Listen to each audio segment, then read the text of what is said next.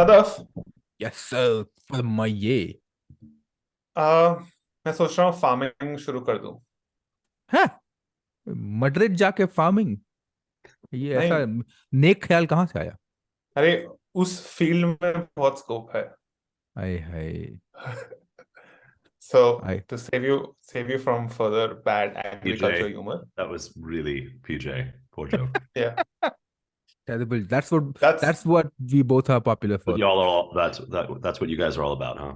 Yeah, yeah. people don't come to this podcast to get actually the good stuff, but for all these terrible jokes. I think they're used to these terrible jokes. If they're not cracking Yeah. these terrible jokes, they'd miss it. Yeah, it's very punny. It's very punny. It's very Yeah. punny. It is we are called the pundits for a reason. Jesus. So that was the voice of Mark Kahn, who will save you from bad agriculture humor today. Let me introduce Mark. Mark is the managing partner at Omnivore, and Omnivore is a venture capital firm based in India, which funds entrepreneurs building the future of agriculture and food systems. So, first of all, welcome to the Naan Curry podcast, Mark. It's a great pleasure being here, gentlemen. Lovely. Welcome, Mark. So, okay, first, very obvious question. What's an American Harvard Business School graduate doing in India working in the Indian agricultural space?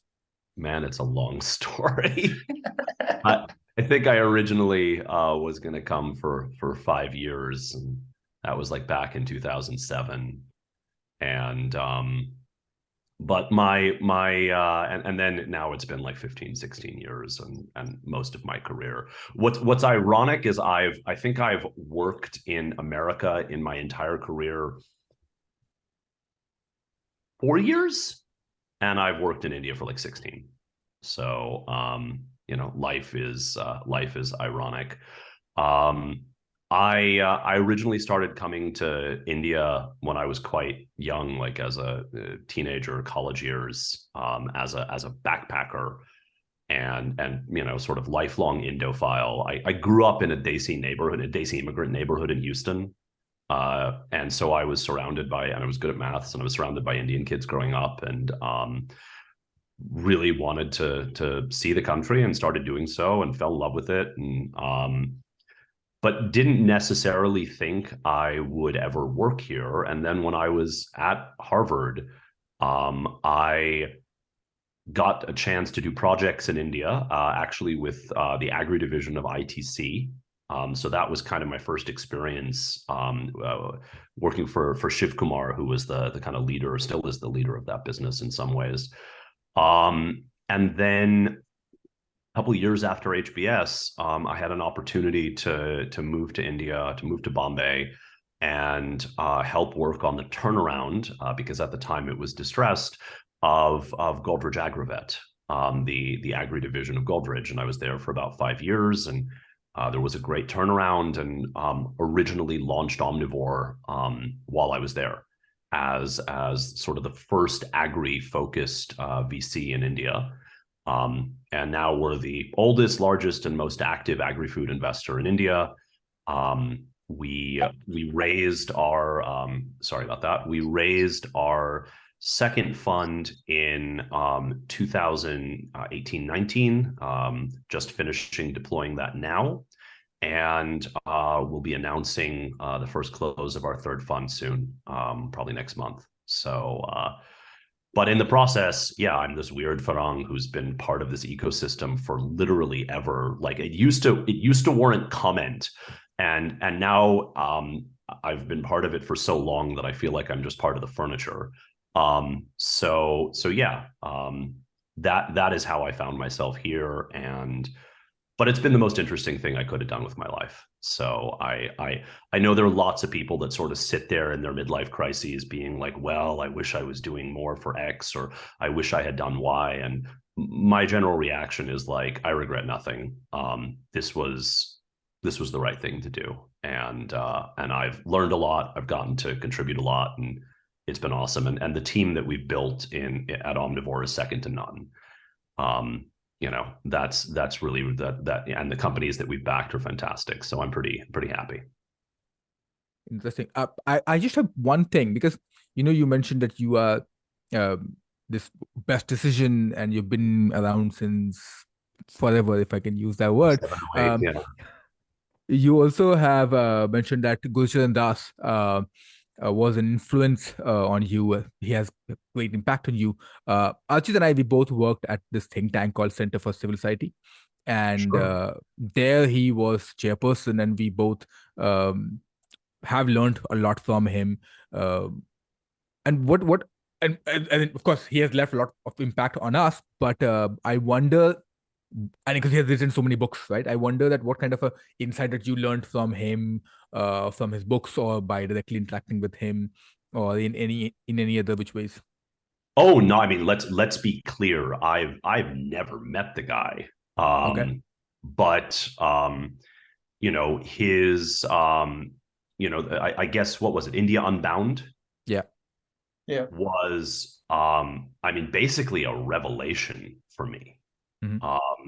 I think, you know, I think what it meant to me, you know, when I read it was really it articulated what I had seen in my travels, right? It articulated this incredible energy and this incredible potential that I felt going back to like 2000, 2001. This was the first time I'd seen it in print, and I'm a student of history. I love history, and the idea of connecting India to this entrepreneurial story that I didn't know.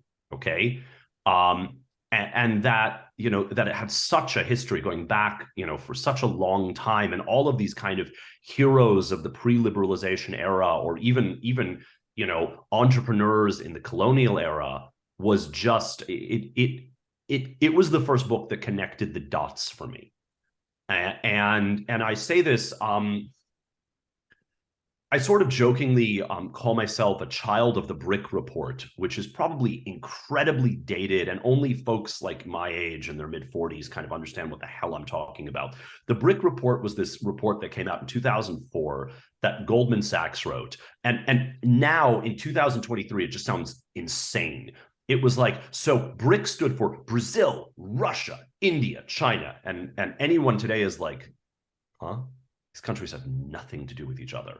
Like, one's a global menace, right? Arguably two, if you include China.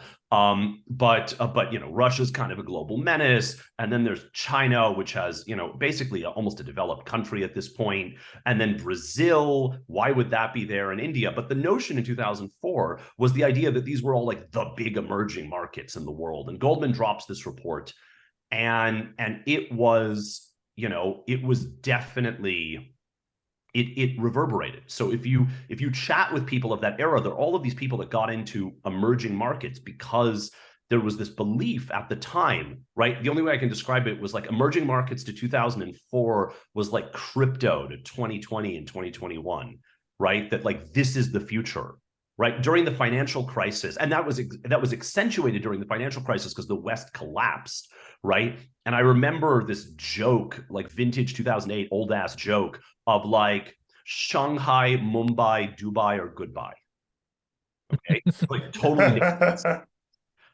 The idea that like this is the future, and obviously the future proved to be much more complex. Yeah. But it was kind of the BRIC report on one hand, that and Gurcharan Das's India Unbound on the other, that really kind of directed the beginnings of me being like, huh, maybe I should move to the other side of the world and see what it's like to have a career. And well, you know, here we are. Yeah. I mean, it's interesting. I mean, for people who haven't read Indian Unbound, of course, we will put the Amazon purchase link down in the description. Not like we're getting anything, but we all enjoy interaction with Goshu and Das, so that's why people should read India Unbound, I think. Yeah. So let's come to entrepreneurship, Mark. So a lot of people, when they hear about technology startups in India, it's mostly startups that solve problems of a medium to high income individuals in cities, say Blinkit or Urban Company. But we hardly hear about technology startups in rural India, which is or more than like half of Indian population. So you work in this space, and so tell us some exciting startups in the space and what problems they solve for. Sure, happily. I think when you're talking about rural India, right, you're talking about kind of 40-45% of the country. You're talking about, anywhere, no one actually has the full count of farmers in India, but let's say it's anywhere from 10 to 13 crore. Okay. So there's no one size fits all solution because there's no one size fits all problem, right? You're talking about too many people to generalize. And so when you ask me like what's exciting, let's take a step back and understand what agriculture is in India before we dive into that, okay? It is a critical source of employment, right? It employs it's probably the largest sector by employment, almost certainly, okay? Number one. Number two, it is the source of so much stability in India that it can't be exaggerated. Right? One of the great wins of the 20th century was India becoming food secure, right? People forget this, but prior to independence, right, in the colonial era, every like 7 to 10 years, India had a famine, okay? Part of that was radical mismanagement and tyranny by the British, but some of it was just the fact that India didn't make enough food to feed itself. And so one of the great successes, right, of the 20th century was the Green Revolution. And today, when we talk about the Green Revolution, we talk about like, oh my God, collapsed water tables and, the cancer train in Punjab, right? And, the soil depletion. Okay, all of which is true, right? All of which, or mostly true. But it's also a fact that it is a modern miracle that 1/6 of humanity feeds itself. And that India actually in the last 2 decades has gone from being, what was a massive net importer of food after the war, right, to a net exporter of food. And so when we talk about agriculture, we're talking about a lot of people, we're talking about a lot of employment, but we're also talking about something that secures the independence and well-being of India, because we are not dependent on other countries for our food, right? And actually agriculture, as it develops, as it modernizes, India has the potential to become a breadbasket of the world. It's the largest amount of arable land in the world, right? And I see India over time building itself into a smallholder version of Brazil, right? Which is, one of the most important basically an agricultural superpower. I will get to your question. And your question is, what's interesting? And what I would say is interesting is different depending on which segment of agriculture we're talking about. If we're talking about your average Indian Kisan, right? I farm 1.1 hectares on average of land, and I maybe am irrigated, maybe not, and I probably farm mostly, grains and maybe some subsidies, some vegetables.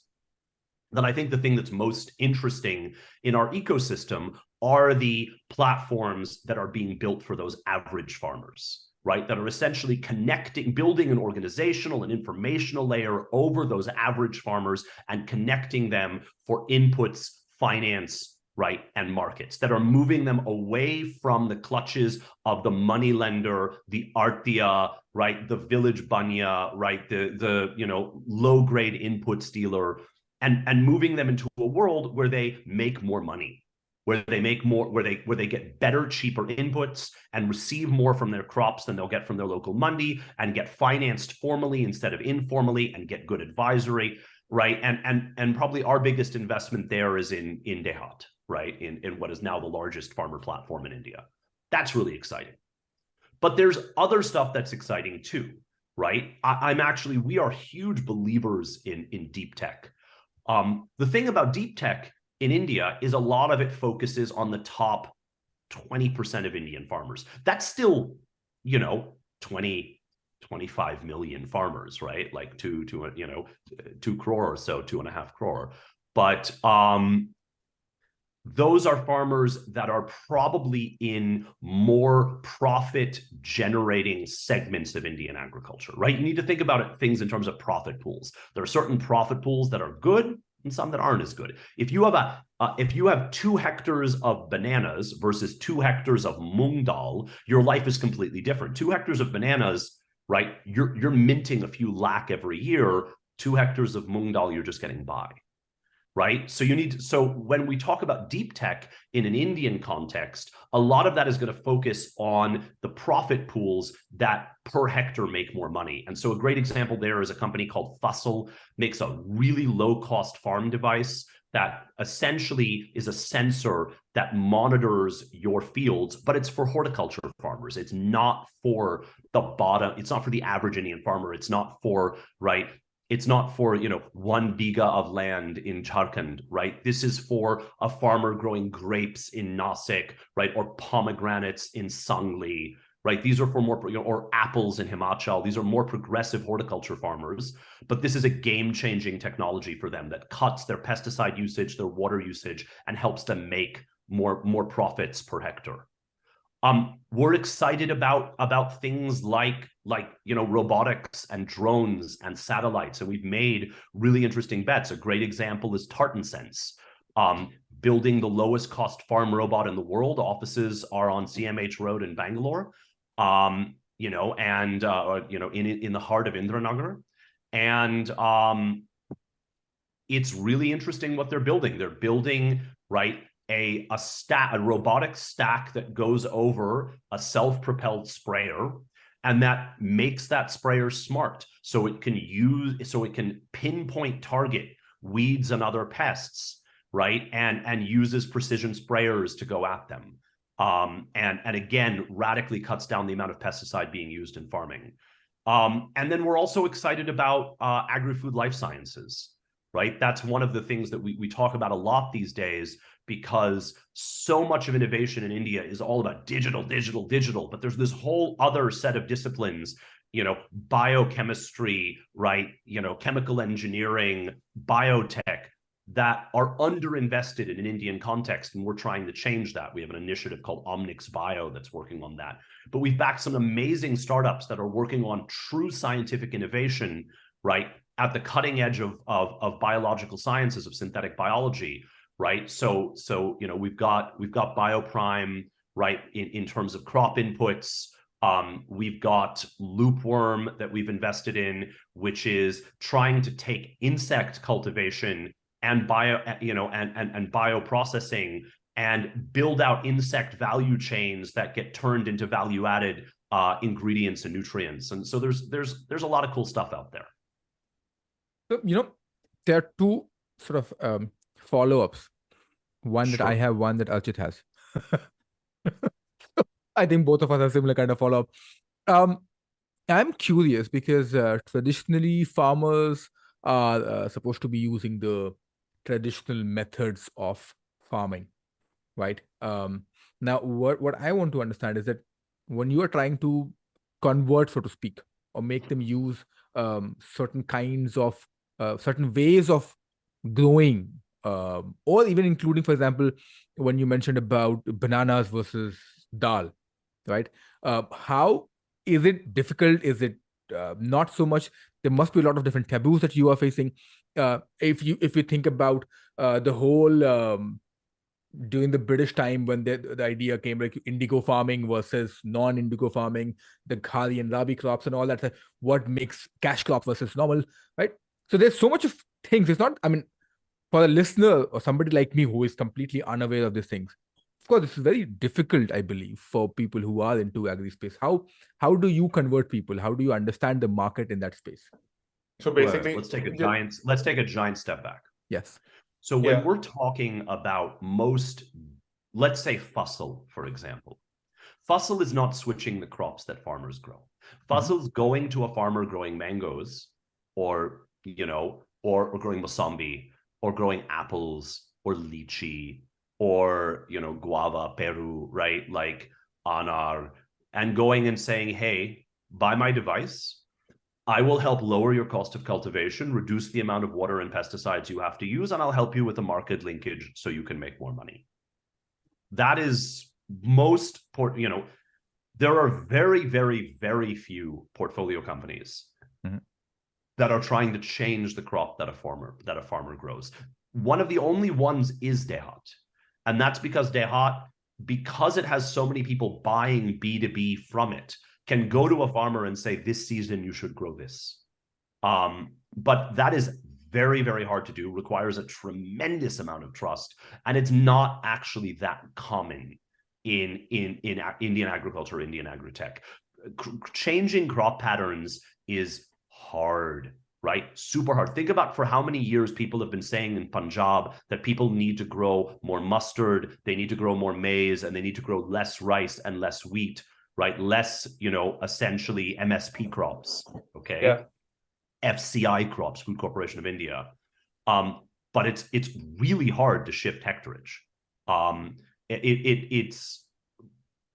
Dehat is trying to do that in certain crops, but I wouldn't say that that's very normal at all. It's fairly uncommon to change. You can improve the farmer's profitability without necessarily changing his cropping pattern. Yeah. So how easy or difficult is it to convert farmers to adopt these digital services? Because there must be some status quo bias. My assumption is, and as you mentioned also earlier, you just show them the money.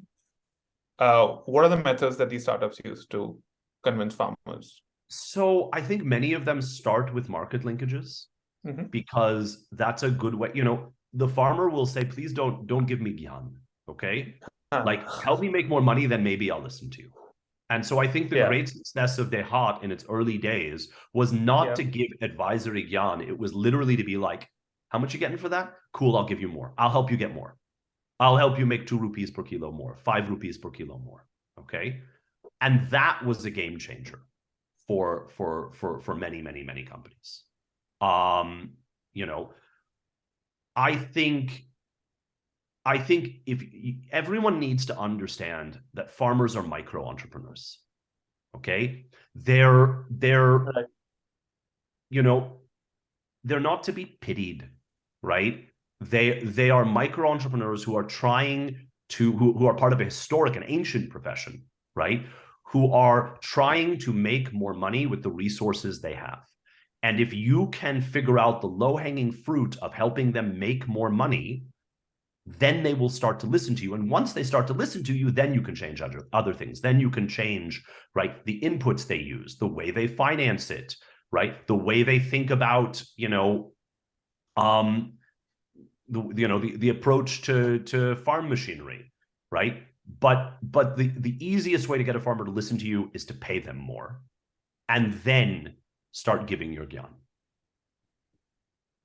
That's interesting, because when I often try to sort of meet the farmers and go and meet with people to understand the same psyche, and I always keep on thinking that what can you do really to sort of help uplift? And of course, there's the whole of this advertisements going on, government policies coming up, whatever XYZ number of stuff happening. But how do you really tell them that, okay, this probably will help you make more money, or this tech is for you and we are sort of coming and helping you? Or like one of the things that you mentioned about drones and all, right? A couple of episodes back, we had a discussion with one of the startup guys, and we're talking about how his tech is helping the chefs to cook better. But of course, there's always this sense of job loss. Do you also face the same thing when you are talking about bringing the tech in the agri space, and especially speaking the smaller farmers? No, I mean, I don't think that's really the perspective. Almost no one is saying, hey, let's do this, and there will be fewer farmers. The real question is, for the farmers that we have, how do we help them make more money? If I were to think very openly, I think in many cases in the agri-tech space, what we're talking about is sort of organizing the middle of the value chain. And in that value chain, there are a lot of middlemen. We know this, right? And so, if some of these agri-techs, which are trying to get farmers paid more, are successful, there will be some displacement, right, in the middle. I think the good news is traders are traders. And if people know how to trade one thing, they know how to trade another. If they know how to do business in one space, they'll figure out how to do another. And so it's not as vulnerable a group that is, that may be displaced. It's also historically a group that has made a lot of money over centuries, essentially, off of the farming population. And to be clear, like there are no villains here, right? There's a reason why they were able to make that money. They have done, provided services that no one else was willing to do. But as we look at organizing the future of India's economy, right, you probably want a world where farmers and consumers are better connected, where you have fewer middlemen, where there's higher quality, more food safety, and farmers get paid more. And I think that's what a lot of us in Agritech are working on.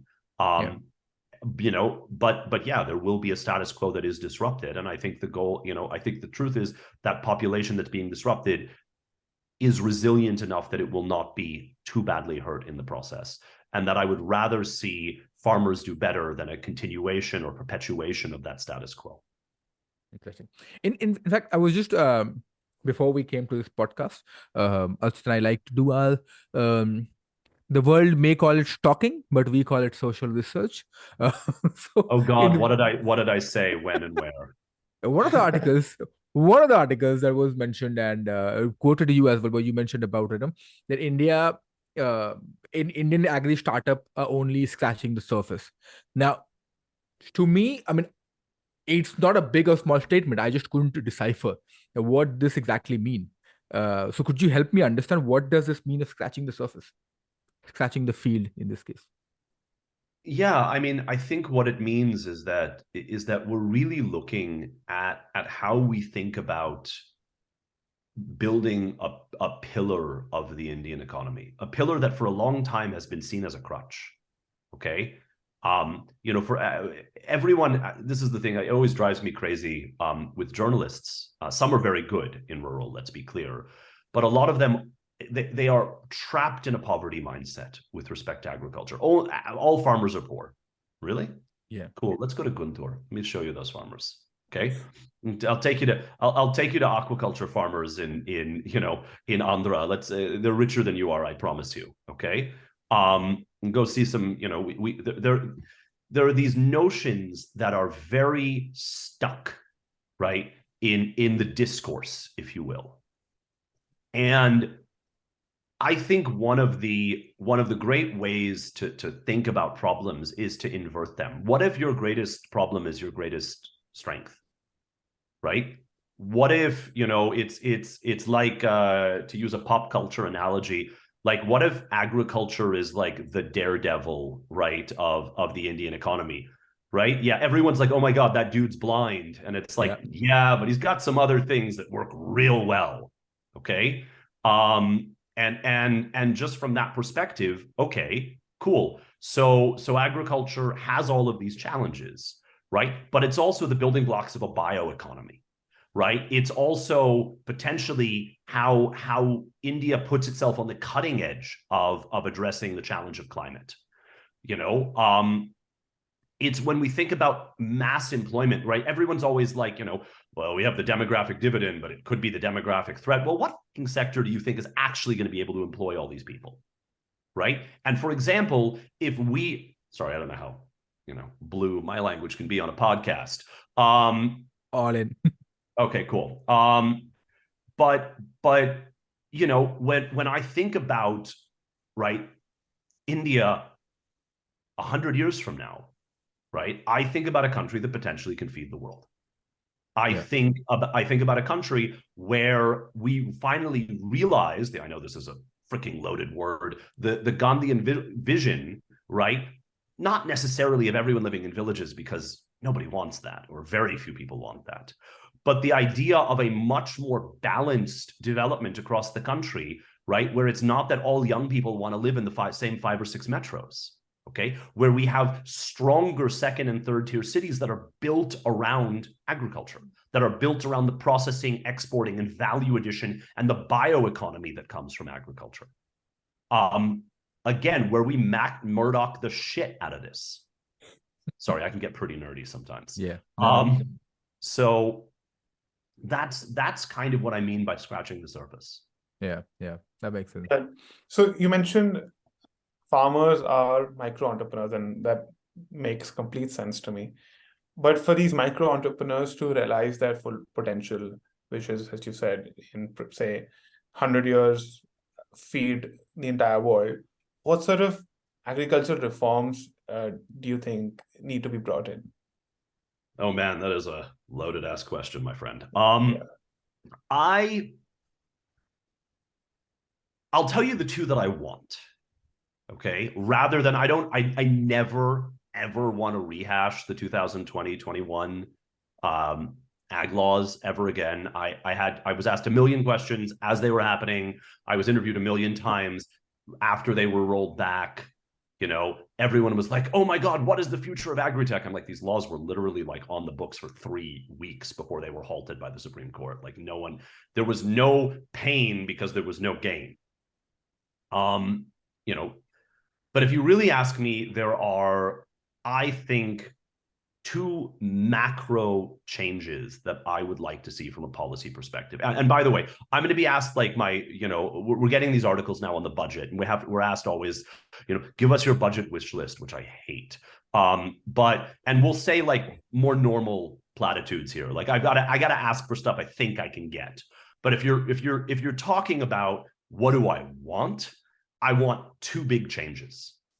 One change is to fundamentally decouple farmer welfare, okay, from price controls.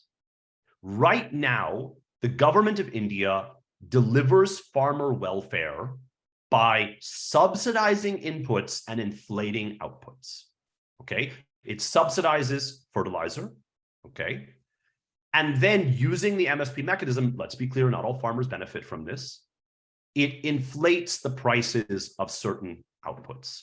And so it's trying to play this very, very, I don't know how to describe it, dirigist game, right, of managing the economy, right? It's let's be clear, fairly left of center, but like it's like Soviet central planning, okay? Yeah. What I want is everyone to take a step back and say, okay, what do we want? We want farmer welfare. We want farmers that make more money. We want to take care of farmers. We don't want people to quit farming. We want to make sure the rural population is benefiting, right? How do we deliver that? Man, we have an answer. Like PM Kisan is actually a revolutionary and very positive step, right? It's essentially, it's like, I think it was called Bolsa Real in Brazil, right? It's this notion of direct benefit transfer, okay? So rather than doing all this convoluted bullshit, we just cut farmers a check, right? Like, here's a check, here's your money, here's farmer welfare. And right now, we're not giving farmer, I think it's like about 6,000 rupees, right, annually. Cool. What is the number where we get to say that that's what we're giving in PM Kisan and stop all the other crap? Okay. I love a mathematical formula of like, okay, what is net even if we take all of the ridiculous, stupid subsidies that we use around fertilizer, around energy, around, MSP, around everything, take all of that. What if we just transferred that to farmers directly in the form of PM Kisan, and then said like, y'all figure it out. Okay, y'all figure it out. Here's your money, figure it out. Grow what you want to grow. Use the inputs you want to use. Rather than doing all of this like Soviet central planning approach of trying to deliver farmer welfare by fiddling with all sides of the equation constantly. That is one change. I've been talking about it for like a decade plus, but I would love to see that, because right now we are in an ocean of unintended consequences, right? Think about the unintended consequences of MSP in rice. When you combine like the MSP for rice and the MSP for wheat, and then you say, okay, where does the FCI, the Food Corporation of India, actually procure? Well, mostly Punjab and Haryana, Western UP, a little bit in the South, okay? And then you think about, okay, where do we have irrigation? And what do you wind up with? You wind up with the current situation where farmers in Punjab are essentially farming subsidies, right? They use artificially cheap fertilizer and artificially cheap power, run it through a process called agriculture, and sell artificially inflated crops into the FCI, which goes into, right, effectively, right, subsidized food. Right? So it's this giant Sarkari scheme, but what's the price? The price is the soil, the price is the water table, the price is people's health, the price is the climate. What if instead of doing all that random crap, farmers got a check from the government, decided to farm what they wanted to farm? Right? Maybe they would stop farming rice and wheat in a soil depleting nightmare cycle and move over to stuff that is better for the soil, more remunerative, right? If we just stop trying to, let's be clear, I'm not a libertarian, right? Gurcharan Das might have been, but I'm not, okay? I think there is a role for the public sector in agriculture. I think there is a role for the public sector in lots of things. But when I look at this, all I can say is like, please stop trying to manage everything. Figure out your goal and how we can deliver that goal, as opposed to, you know, needing to do this like 1960s. Now, I understand why they started this way, right? Doing a direct benefit transfer in 1970 was impossible. So you had to create these giant public, right, systems to deliver everything. It's 2023, man. We don't need to do this anymore. We have an India stack. We have Jan Dhan accounts. We have Aadhaar. There's all this shit we can do. We should do it. It's time to do it. It's time to stop distorting the market. It's time to let people farm freely and farm what they want. So that's one big change. Sorry, I know I'm monologuing here. And then the other, which by the way is required, is we need to build a dynamic digital record of all the land that is farmed in India and who is owning it, and very critically, this is not the same thing, who is farming it. And then when we have that, or along with the process of having that, we need to reform land laws in India. It cannot be the case, right? Karnataka's done this, right? This is one of the unappreciated, amazing reforms that we've seen in Karnataka. People should be able to sell their land. They should be able to lease their land, right? They should not be held hostage by the patwari in every village, okay?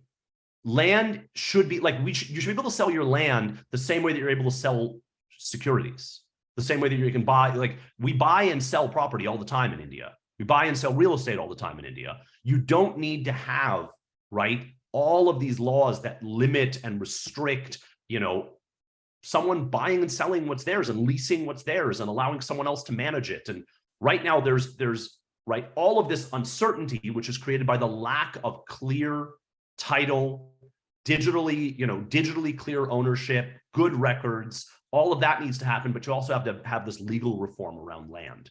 So I think if you can solve the challenge of subsidies, which is not to say cutting back on what we give to farmers, but just giving it to them directly. And if we can make land free, right, for, you know, to be able to be freely bought, agricultural land, freely sold, freely leased, freely managed by a known third party, and then to build the data around very clear who owns, who cultivates, and therefore deserves subsidy, okay, as opposed to, you know, you're a poor, you know, cultivator, but the subsidy is going to the owner that actually lives in, you know, California, right, practically speaking.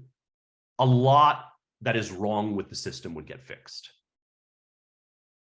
Right. I just have to add one thing. This, even though you mentioned you're not libertarian, this has to be the most classical liberal thought that we heard on our podcast, doing since 2.5 years now.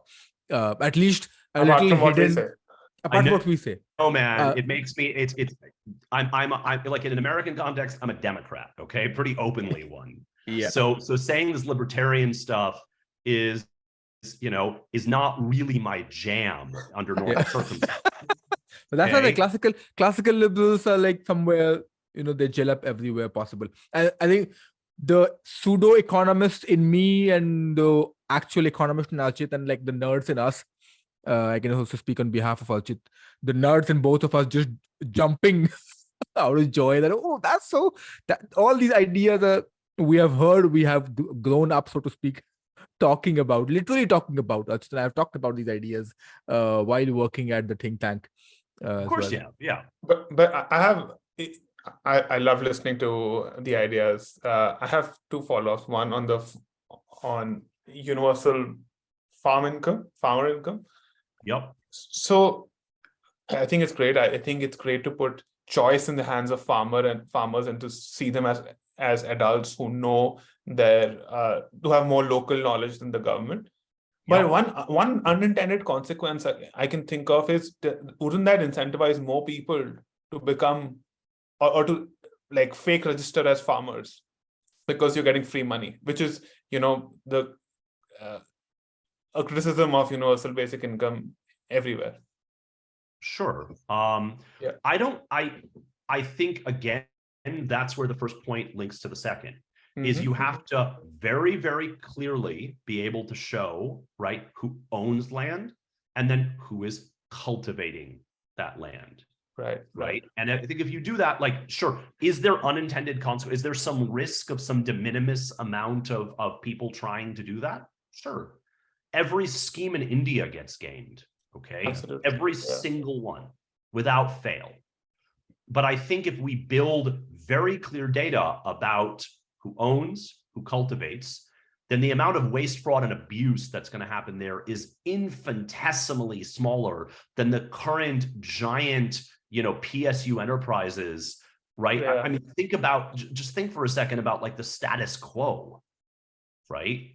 And so, yeah, I mean, I think, sure, will there be someone who can game the system? Sure. Can we figure out ways to root that out? Absolutely. And is a digital, direct benefit transfer going to be better than what we're doing right now? Heck yeah. Again, one of my favorite sayings, right, is the perfect is the enemy of the good. Like, this is one of those cases where the perfect is the enemy of the good. Is it going to be perfect? No. Is it going to be better than this? Yes. Yeah, that makes sense. So on the second suggestion, of course, it's the government that will give property rights and the ability to sell their land to farmers. But on recording what part of the land is cultivated, what is farmed, is there a market failure in that? Why isn't a startup doing that, or is there a startup doing that? Oh, there's plenty of startups there. Everyone working in remote sensing is trying to do that. Okay. Right. And the government itself, by the way, like let's be clear. I actually think this government has been incredibly good on ag policy, on agritech, on startups. Like, I actually think they've done a terrific job in the last 9 years, 9 years.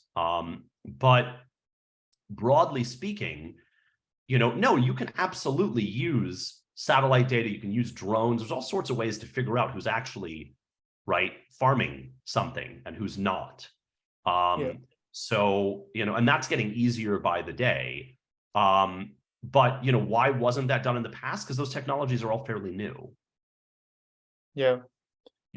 I think it's that point about giving farmers the ability to sell their land and even exit agriculture is a very powerful one.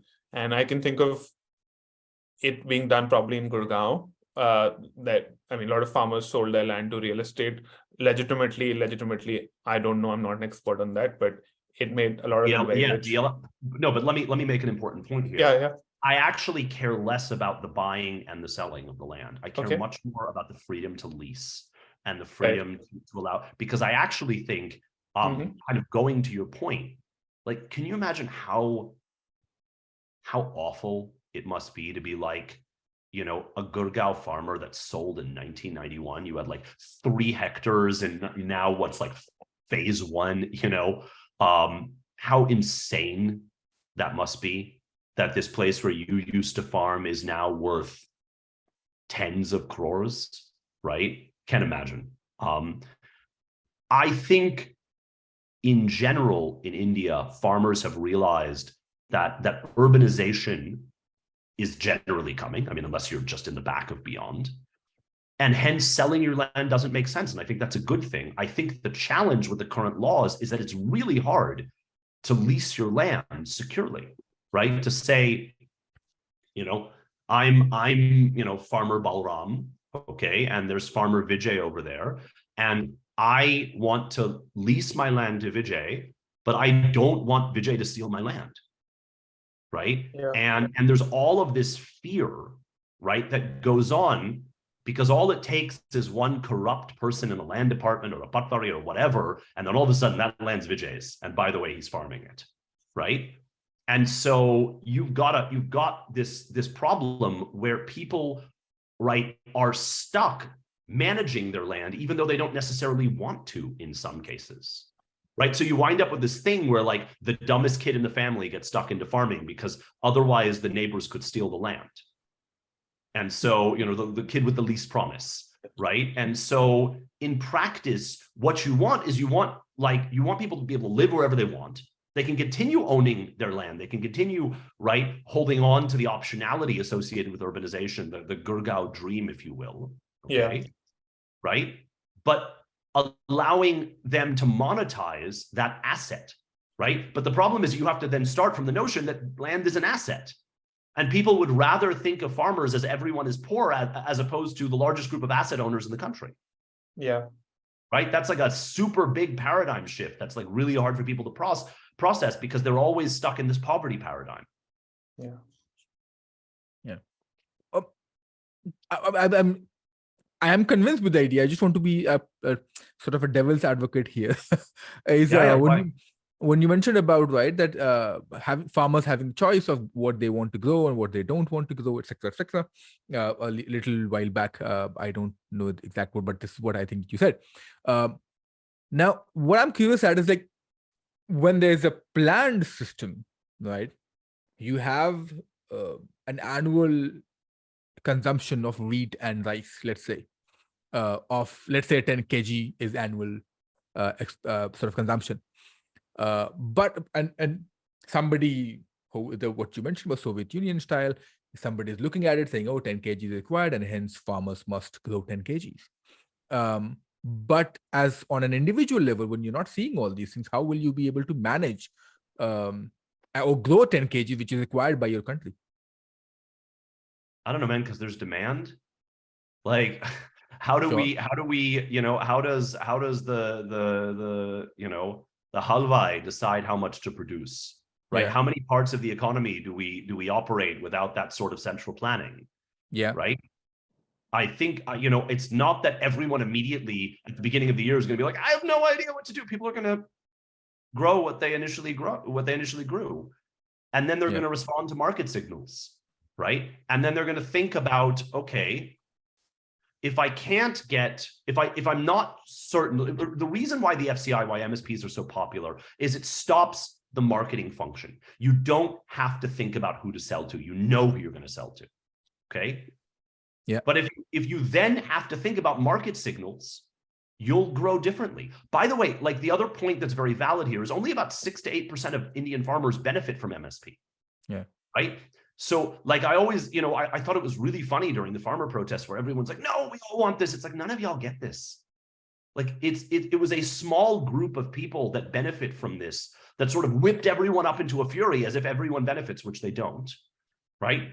But like, you know, the people will decide what to farm the same way, you know, a farmer in Tumkur decides that he wants to grow onions or wants to grow tomatoes, right? You don't need, you know, big central planning to decide that. And it's not like in India where, you know, rapidly running out of tomatoes or running out of onions. There's so many commodities that are outside of this system of central planning. And we somehow get pyaj, right? Without someone taking a call on a minimum support price for onions. To be clear, like it's not that the status quo is perfect in every way, right? There are times we always see these articles where onion prices are down, farmers throwing them into the streets. Like there are real challenges that need to be, you know, organized for, right? We need to make sure farmers make more money. But I think we also need to give farmers the ability to, or rather stop incentivizing them to do things we don't want. Nobody thinks we need more rice and wheat in India. Not a single person. Okay, I mean, maybe Jean-Andreas does, but like, you know, most people in India don't think that we need to double rice production. What are we going to do with it? We're already a massive exporter of rice. Do we really want to take our water table and export it? Yeah. Right. So, on the other hand, we all kind of know that we need more edible oil. right? Like I'm not a classical liberal. I actually think we should jack the hell out of, we shouldn't be importing so much edible oil from Southeast Asia, and that farmers growing, right? I'm not yay free trade, okay? This is not a USDA backed enterprise, right? This is I would love to see India, the yellow revolution, be complete, and India to be completely self-sufficient in edible oil. I think it would be a game changer, right? I think farmers would do incredibly well. The public would do incredibly well. So but right now, one of the reasons why farmers don't grow more mustard is because they're stuck in this subsidy farming rice wheat paradigm, right? The place where we want to grow more mustard, by the way, are exactly the same farmers, right? Where do you grow mustard in India? Yeah. Punjab, Haryana, Western UP. Same place where we're stuck. It's and then everyone's like, well, why isn't the yellow revolution taking off? Because we've literally, it's which one of you studied economics? Crowding out effect, okay? There's a classical example of the crowding out effect. So again, I'm not a good classical liberal, but in this case, they're right. Yeah, well, you sound somewhere Gandhian and classical liberal mixed variety. It's a real freaking dilemma.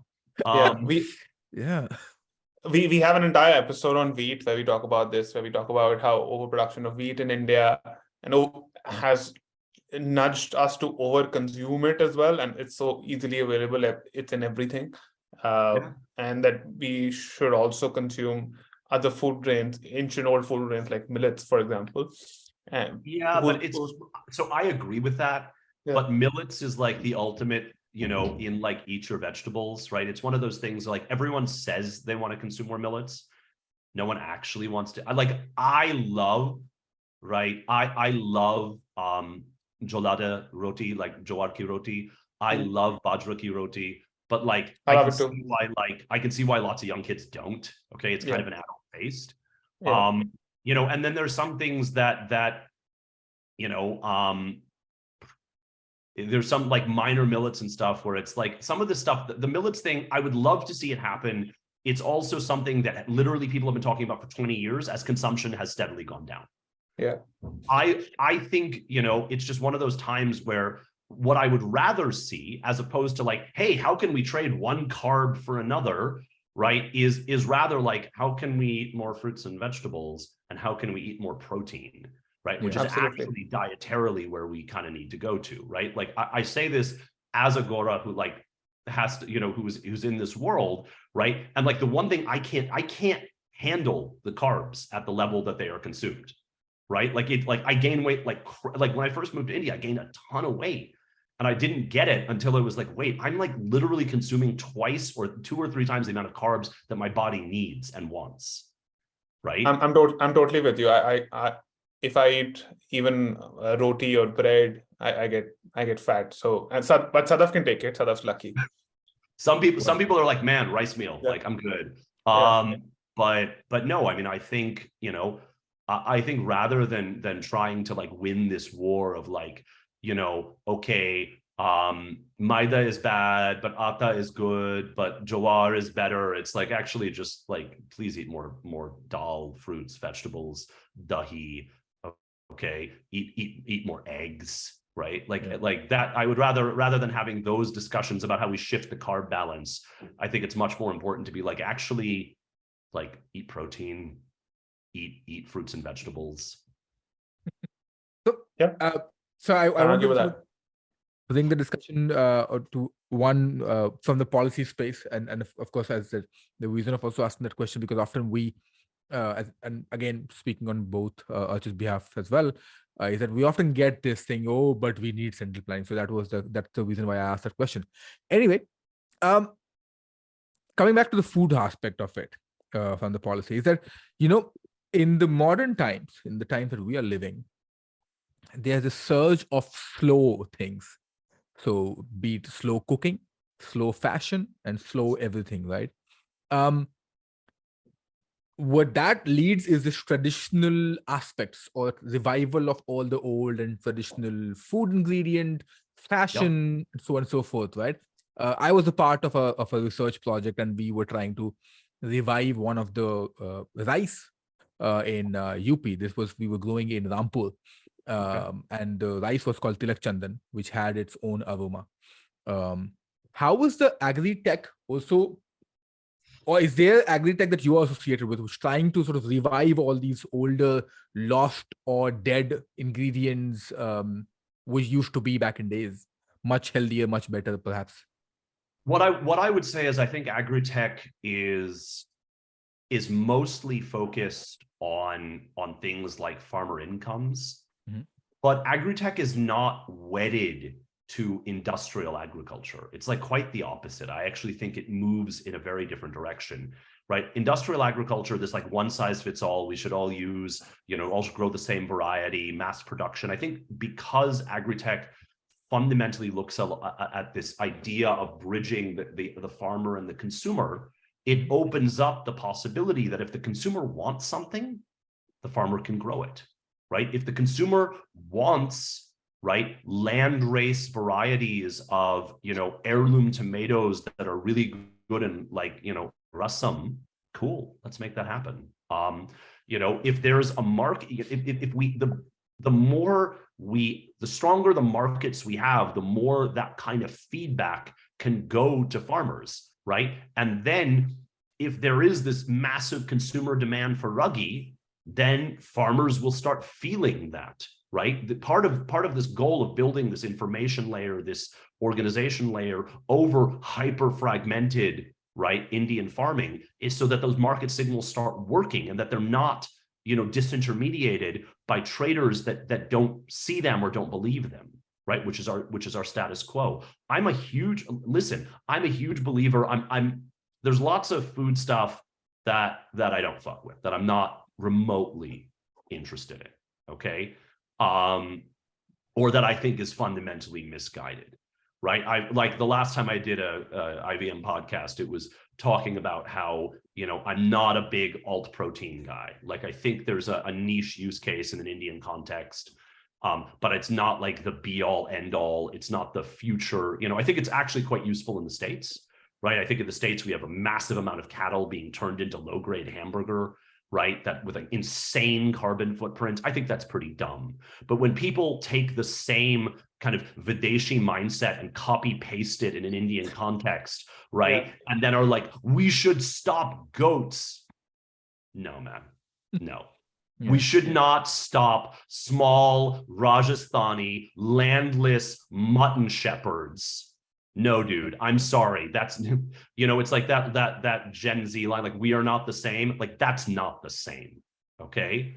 Yeah. So yeah, I mean, I'm a big fan of this idea of what is old coming back, right? Like, one of the companies that we back is Resha Mandi, right? Which is really, on one level, it's building this incredible platform and marketplace around natural fibers, right? Specifically silk and cotton.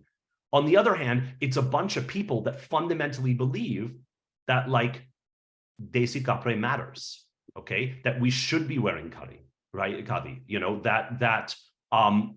that Indian, fashion has a future, right? And isn't going anywhere. And in fact, needs to become much more common. And that's something that I'm a big believer in, right? There's nothing more, there's nothing more comfortable. There's nothing better suited to our weather, right? Many of us when doing field work, right, are in kurta pajama, right? Not pants and shirts. So, it's something that at Omnivore we're a huge fan of. So I think these things are in, like, this whole thing around slow is not, right?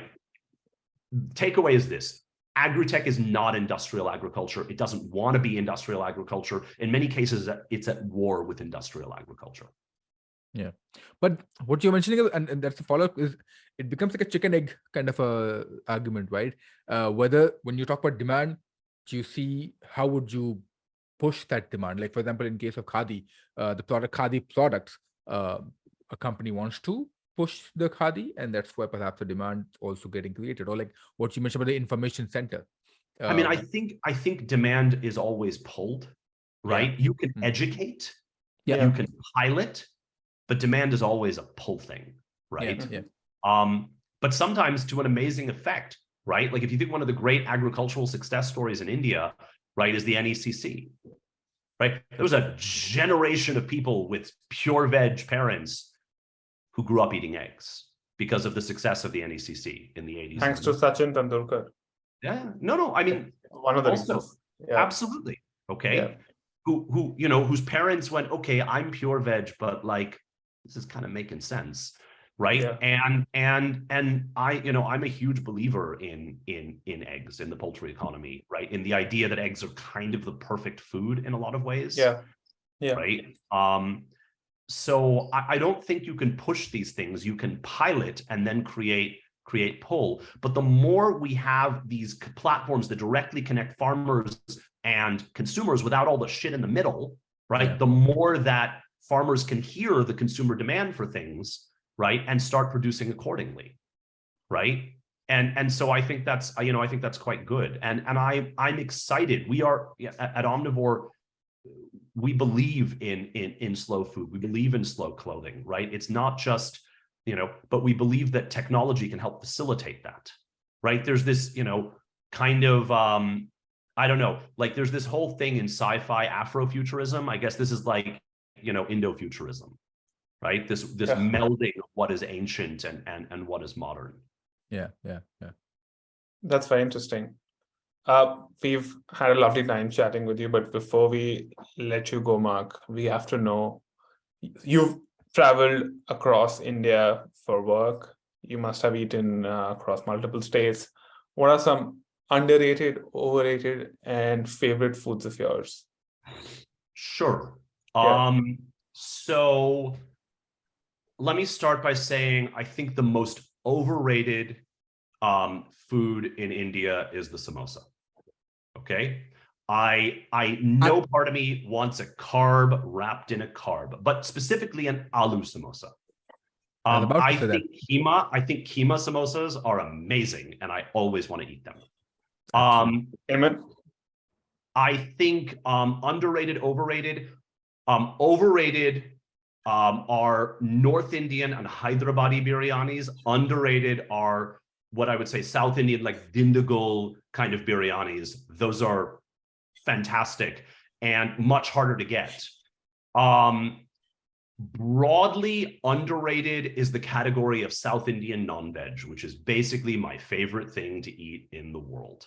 Yeah. Right. Whether it's 100% agree. Whether it's Konkani food, right? Whether it's, whether it's like Rayalaseema, basically that's always my preferred kind of general meal of choice. Yeah. And favorite foods, man, let me think about that for a second. There's a lot. I would say probably Keralite karimin. That's one of my favorite things to eat. Any kind of that's my favorite thing to eat as well. Is it? Okay. Yeah. It's fantastic. Yeah. I would say chingri malai from West Bengal. That's probably one of my favorite things to eat. I would say I mean there's a lot. Nalini hari, that's probably one of my favorite things to eat. I'm terrifying. I'm the carnivore at Omnivore. So that was my one of the questions that I really wanted to ask, but I was like, should I? I'm glad you answered that. So you mentioned Sadaf's favorite dish, which is Nalini Hari, and you mentioned mine, which is curry mean polichattu from Kerala. I love it. And keema samosa, absolutely. And keema samosa. And what's worse than a samosa? Samosa pav. That's a carb wrapped in a carb. I decided to let's not go there. Like I don't you and I know what I gotta go to Mumbai a lot. I don't need to have this debate with people. Yeah. That is No, true. there's vada pav and there's samosa pav. Like samosa pav No, adds I'm aware another of layer, both. I don't like either. another layer of But carbs. I redeem myself in a Maharashtrian context because I love misal pav. So Right. that when I tell people I don't like vada pav, but I like misal pav, usually that balances out okay. Right. Yeah, but I have a question on that, because misal pav in general is also carb. See, when you put in so much of mixtures and all that on top, the misal basically, that is carb. Yeah, So- but it's not as much. There's stuff in that. There's Right? some It's dal really also. it's really just a fire. It's like a spice delivery mechanism more than anything else. Yeah. So It's a I'm just more into that. But it's a I'm degree also which matters. I'm also like I'm also not a breakfast guy, right? Oh. Like I don't live up to every VC stereotype, but I do live up to the obnoxious intermittent fasting VC stereotype. So Yes. I don't generally eat breakfast. Makes it the two of us. We have Dude, yeah, we there's a lot going on here in common. So Yeah. well, I mean, your your situation is also that you're in a country that doesn't wake up before noon, right? So Yeah, but I've been here only for the last 6 months. I've been practicing intermittent fasting for I think 4 years now, and yeah, I love it. I can't go back to having breakfast. I just can't. There's no part of me that ever wants it. Yeah. Sadaf doesn't get it, but that's okay. We are happy to disagree. Yeah, well, breakfast. There's a reason why they call breakfast of champions. So I champions. think it was a marketing ploy by a large American, cereal company. All of us know which cereal company. Yeah, so yeah. you don't have to name it. No, Yeah. I'm not doing that. We'll not get into the details. Yeah. Big food and industrial agribusiness, buddy. Yeah. Yeah. Hi. Yeah. I All still right. like my breakfast. This was a lovely chat, Mark. Thanks for giving us so many insights. Thanks, Thank you, gentlemen. Mark. Real pleasure being here. Where can people find you on social media so that they can also nag you and bring their Best funding places pitches?